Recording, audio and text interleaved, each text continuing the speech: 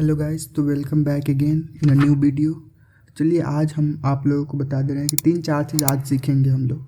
जैसे कि इमेज कैसे इंसर्ट करते हैं, टेबल कैसे बनाते हैं और लिस्ट कैसे ऐड करते हैं। लिस्ट के अंदर में ऑर्डर्ड लिस्ट और ऑन एंड अनऑर्डर्ड लिस्ट के बारे में भी देखेंगे। तो चलिए आज का वीडियो स्टार्ट करते हैं। तो जैसे मैं फर्स्ट लेक्चर में बताया था कि आपको अपने फाइल मैनेजर में आ जाना है, वहाँ पे शिफ्ट क्लिक करके राइट क्लिक करना है, तो वहाँ उसे VS कोड में खोल लेना है उस फाइल को। तो मैं खोल ले रहा हूँ यहाँ पे फिर से। ये पुराना वाला कुछ आ रहा है, इसे मैं पहले हटा दे रहा हूँ। चलिए फाइल बना लेते हैं यहाँ पे index.html, इंडेक्स CSS फाइल बना लेते हैं और जावास्क्रिप्ट फाइल बना लेते हैं। चलिए अपना बॉयलर कोड लिख लेते हैं।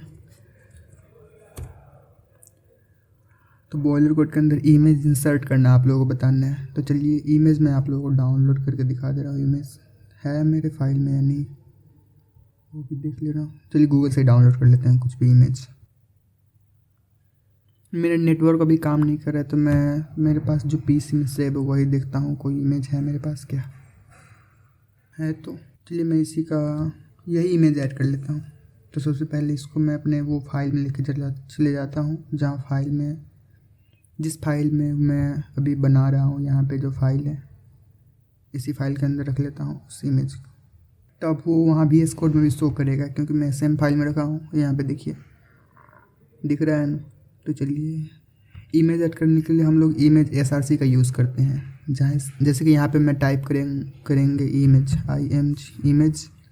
इमेज आ गया खुद पर खुद इमेज SRC के कॉलम वाले में ना इमेज का नाम है उसको लिखेंगे। जैसे कि यहाँ पे मेरा नाम है img image.jpg ठीक है। तो ऐड हो गया। यहाँ पे सजेशन भी आ ही रहा है।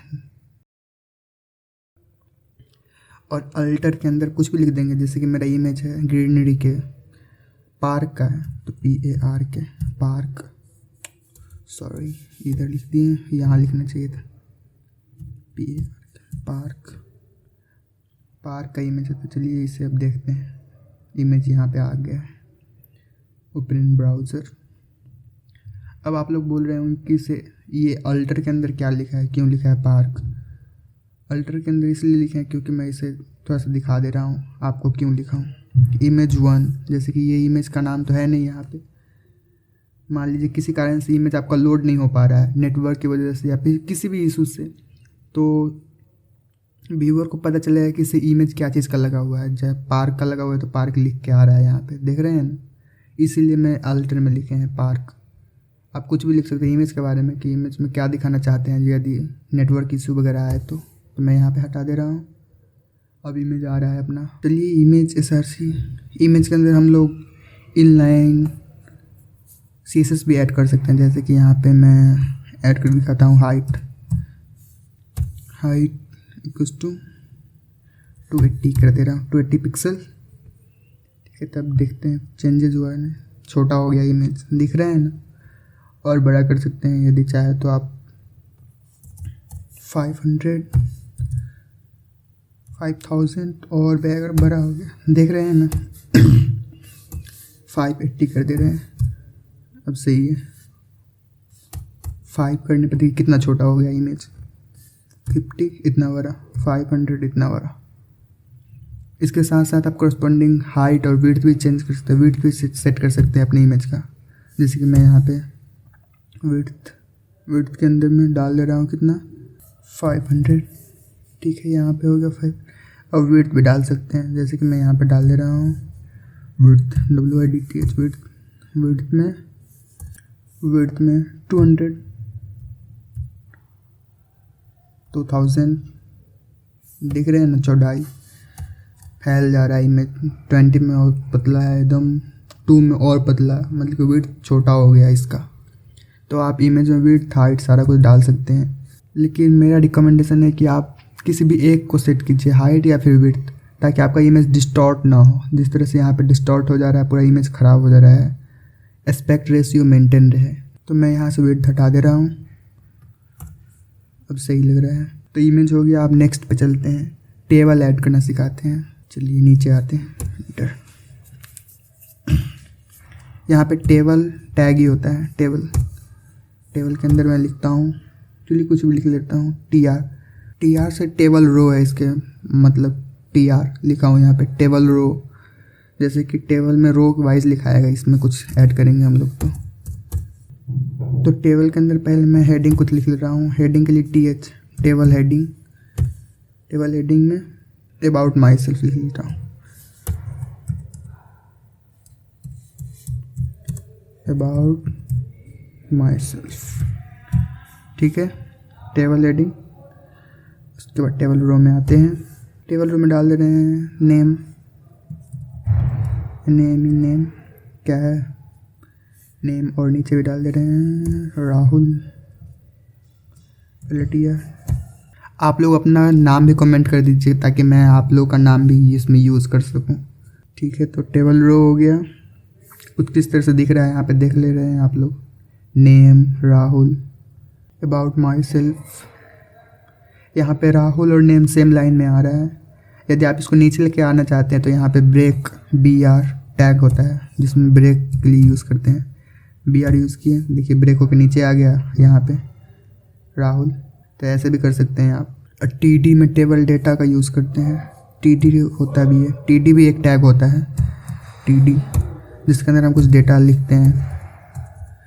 हाय, आई एम लर्निंग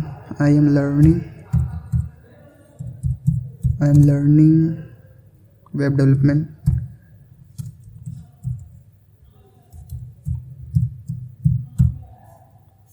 तो यहाँ पे शो कर रहा है कुछ इस तरीके से, आई एम लर्निंग वेब डेवलपमेंट। तो ये हो गया। अब कैप्शन भी ऐड कर सकते हैं, कैप्शन टैग भी होता है एक, CP कैप्शन, जिसमें आप कुछ कैप्शन लिख सकते हैं। कुछ इस तरीके से लिखाएगा आप कैप्शन, जैसे कि सिग्मा, यही लिख सकते हैं sigma web development.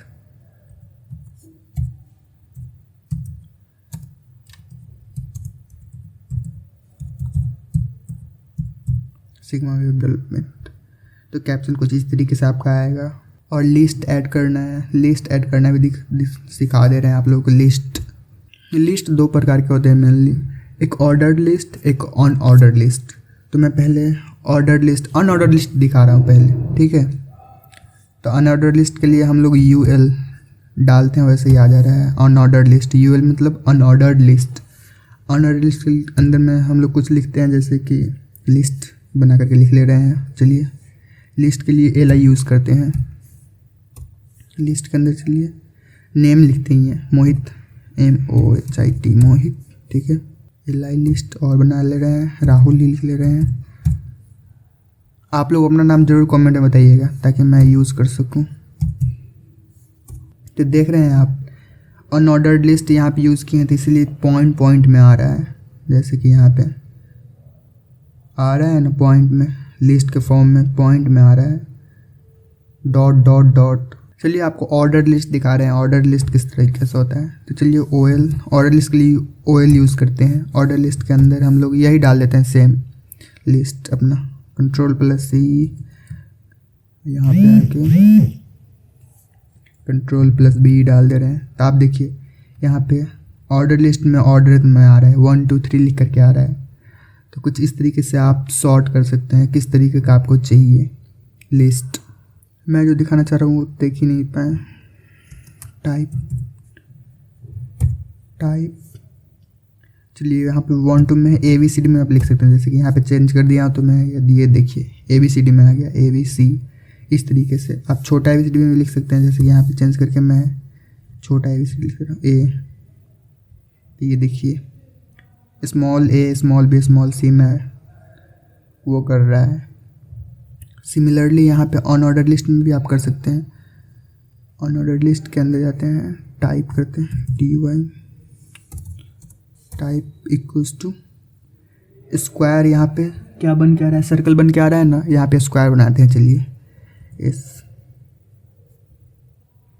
SQUARE square. अब देखिए स्क्वायर बन गया, यहाँ पे आप लोगों को दिख रहा होगा, यहाँ पे स्क्वायर बन गया है।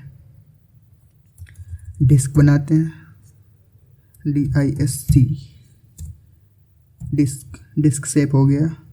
ऐसे भी किसी शेप का बना सकते हैं, डिस्क, स्क्वायर वगैरह कोई भी शेप बना सकते हैं आप लोग। चलिए मैं यहाँ पे स्क्वायर बना दे रहा हूँ। तो यही 3-4 चीज़ बताया गया था।